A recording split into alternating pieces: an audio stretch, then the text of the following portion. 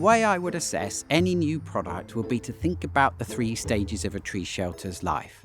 So, how easy is it to install?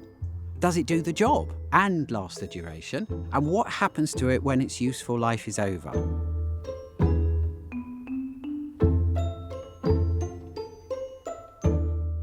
First, installation.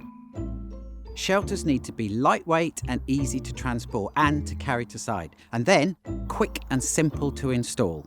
With planting labour becoming scarcer every day, particularly since we left the EU, ease and speed of installation is absolutely vital.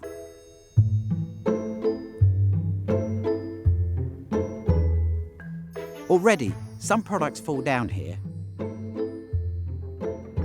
I've seen new designs that are heavy and rigid or have multiple parts, which makes them very fiddly to put together.